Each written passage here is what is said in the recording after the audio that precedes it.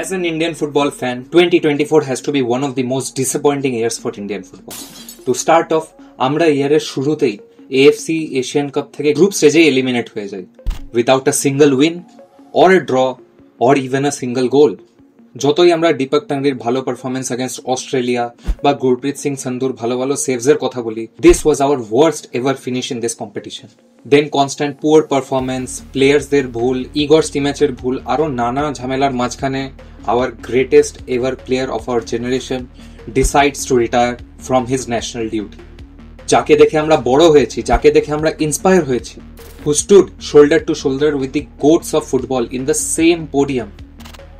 সুনীল ছেত্রীর retirement was a big blow for Indian football. আমরা সুনীল ছেত্রীর ইম্পর্টেন্সটা এখন আরো বেশি বুঝতে পারি, কারণ তোমরাই ভেবে দেখো আমাদের টিমের অ্যাটাকটা কিন্তু ডিপেন্ডেন্ট ছিল সুনীল ছেত্রীর মুভমেন্টসের উপরে। ও কোথায় নিজেকে পজিশন করতো ওটার উপর। সুনীল ছেত্রীর কিন্তু বাকি স্ট্রাইকার্সদের মতন অতটা ভালো হাইট নেই, কিন্তু ওর পাওয়ারই ছিল হচ্ছে কি ওর পজিশনিং আর স্পিড। ছেত্রী যে ন্যাশনাল টিমের সব থেকে ওয়ার্স্ট ফেজে একলা নিজের কাঁধে তুলে টিমটাকে এগিয়ে নিয়ে গেছে। সুনীল ছেত্রীর রিটায়ারমেন্টটা আমাদের সবার মনই ভেঙে দিয়েছিল, কারণ একটা জিনিস তোমাদেরকে মানতেই হবে, ছেত্রী ওয়াজ আওয়ার হোপ। যখনই টিম হারতো বা বাজে পারফর্ম করতো আমাদের একটা হোপ থাকতোই যে ছেত্রী যতক্ষণ ফিল্ডে আছে আমরা এটাই ভাবতাম যে এখনো জেতার চান্স আছে, রাইট? দেন আস্তে আস্তে আমরা ফিফা কোয়ালিফায়ার্স থেকে আউট হয়ে যাই, কাতারের আগেনস্টে ভুল ডিসিশনের কারণেই হোক বা কনস্ট্যান্ট বাজে পারফরমেন্সের কারণেই হোক, যেখানে স্টিম্যাচ কিন্তু নিজে বলেছিল that he will resign from the Indian national team if the team doesn't qualify for the next round. So it happened. Then after a long drama Indian football decides to sack Igor Stimac, আমাদের তখনের head coach. একটা বড় drama আসে Indian ফুটবলে, যেখানে blame game চলে AIFF আর Igor স্টিম্যাচের মাঝখানে। অনেক সিক্রেটস, অনেক নতুন নতুন থিওরি এগিয়ে আসে, যেটা ইন্ডিয়ান ফুটবলকে অনেকটাই ক্ষতি করে।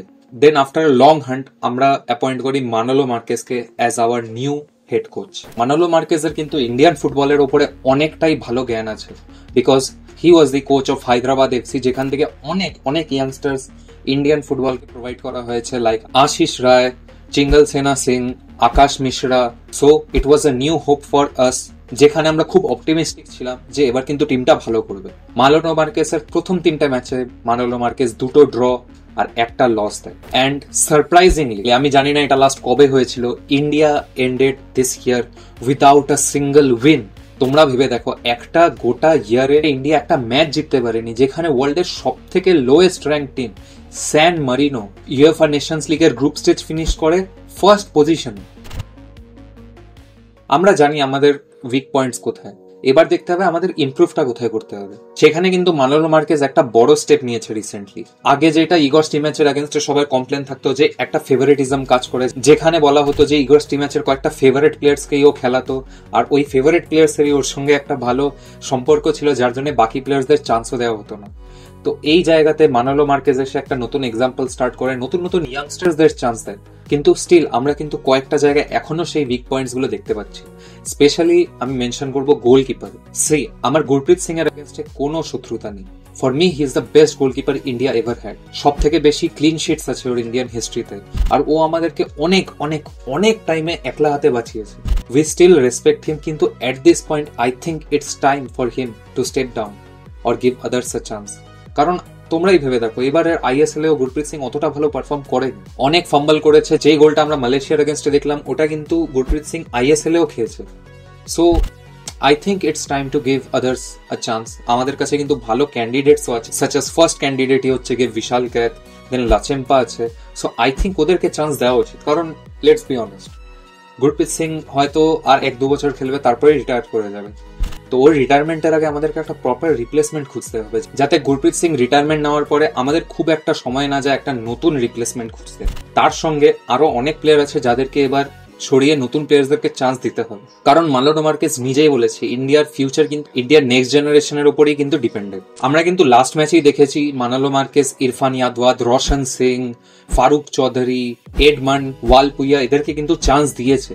And to be very honest, they didn't disappoint. Irfan Yadwad for me one of the best players in the match. ওর কিন্তু ওয়ার্ক রেট আলাদাই ছিল, গোটা ম্যাচ ও ভালোই একটা অ্যাগ্রেশন নিয়ে খেলেছে। গোটা ম্যাচে ও কিন্তু অ্যাটাকের একটা মেন পার্ট ছিল, ও কিন্তু অ্যাটাকে অনেকটা ইনভলভ ছিল। যতগুলোই চান্সেস হয়েছে হি was the part of it. আর রোশন সিং ওইদিকে দেখতে গেলে ডিফেন্সে কিন্তু খুব ভালো পারফর্ম করেছে as a youngster, we were very impressed with his performance. সঙ্গে জিতিন এমএসকেও চান্স দেওয়া হয়েছিল, যেটা সবাই চাইছিল। আই থিঙ্ক এইভাবে আমাদের নতুন নতুন প্লেয়ার্সদেরকে চান্স দেওয়া উচিত, কারণ টু বি ভেরি অনেস্ট আমরা আগের স্কোয়াডে অলরেডি দেখে নিয়েছি কে কিরকম পারফর্ম করে। And I think it's time for giving space to the new generation, to the new players.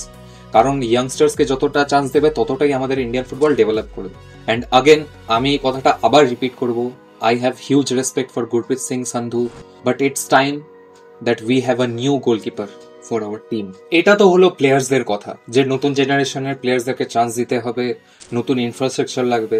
কিন্তু আমি আরেকটা পয়েন্ট মেনশন করতে চাই, সেটা হচ্ছে গিয়ে we should give chances to Indian origin players who are playing outside.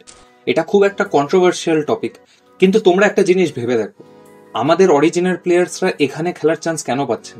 একটা পুরনো রুলের বেসিসেই আমরা চলছি, যেখানে বলা হয়েছে যে only the players who are the permanent resident of India can only play for India. এই রুলটার কারণে অনেক ইন্ডিয়ান অরিজিন প্লেয়ার্স যারা বাইরে থাকে তারা ইন্ডিয়ার জন্য খেলতে চাইলেও খেলতে পারছে না। তোমরা একটা জিনিস ভেবে দেখো, ওই প্লেয়ারগুলোকে যদি আমরা নিজেদের টিমে ইনক্লুড করি, আমাদের টিমের কোয়ালিটি কতটা ইমপ্রুভ করবে। কারণ they had better development, they had better infrastructure, they had better training. ওরা আমাদের এখানে এলে ওই ট্রেনিং, ওই মাইন্ডসেটটাকে কিন্তু আমাদের প্লেয়ার্সগুলোর মধ্যে ইনজেক্ট করতে হেল্প করবে, এটা কিন্তু গ্যারেন্টিড। তোমরা রিসেন্টলি দেখেছো বাংলাদেশ কি করে হামজা চৌধুরী, লেস্টারের ক্যাপ্টেন, ওকে কিন্তু নিজের টিমে ইনক্লুড করেছে। হামজা চৌধুরী কিন্তু নেক্সট টাইম থেকে বাংলাদেশের হয়ে খেলবে। এটা কত বড় ব্যাপার, তোমরা একটু ভেবে দেখো। সেখানে আমরা এখনো ইন্ডিয়ান অরিজিন প্লেয়ার্সদেরকে চান্স দিচ্ছি না। I think we should include them in our team. অনেকটাই হেল্প হবে এতে আমাদের টিমে, এটা আমি মনে করি। তোমরা এটা নিয়ে কি মনে করো কমেন্টসে জানাও। তার সঙ্গে আরেকটা কিন্তু আমরা ভয়েড যেটা দেখতে পাই, সেটা হচ্ছে গিয়ে স্ট্রাইকার পজিশনে। ইন্ডিয়াতে কিন্তু ভালো স্ট্রাইকার নেই, এটা অ্যাকসেপ্ট আমাদেরকে করতেই হবে। এটার বড় কারণ হচ্ছে গিয়ে ইন্ডিয়ান সুপার লিগ। খুব একটা কন্ট্রোভার্সিয়াল টেক আমার, কিন্তু ইন্ডিয়ান সুপার লিগে তোমরা যদি প্রত্যেকটা টিমকে দেখো, তোমরা কিন্তু দেখতে পারবে যে প্রত্যেকটা টিমে স্ট্রাইকার পজিশনে কিন্তু ফরেনার্স খেলে। খুব রেয়ার তুমি কোনো টিমে দেখতে পাবে যে ইন্ডিয়ান প্লেয়ার্সদেরকে স্ট্রাইকার পজিশনে খেলাচ্ছে, যার জন্য একটা বড় গ্যাপ থাকছে ইন্ডিয়ান টিমে for a proper number 9। So I think ISL এর ক্লাবগুলোকে ইন্ডিয়ান প্লেয়ার্সদেরকে ফরওয়ার্ড পজিশন আরো বেশি চান্স দেওয়া উচিত। Their main priority should be the development of Indian football also, along with their own club's development. So ইন্ডিয়ার next match হচ্ছে গিয়ে March 2025-এ।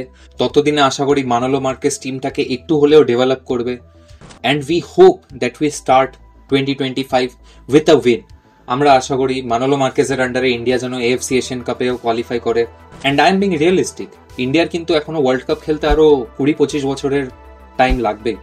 এটা একদম কম করে বললাম, কারণ যেই রেটে জিনিসপত্র ডেভেলপ হচ্ছে, ইনফ্রাস্ট্রাকচার বলো, সে প্লেয়ার্সদের গ্রোথ বলো, it will take some time. We have to be patient, কারণ এখনো ওয়ার্ল্ড কাপের স্বপ্ন অনেকটাই দূরে।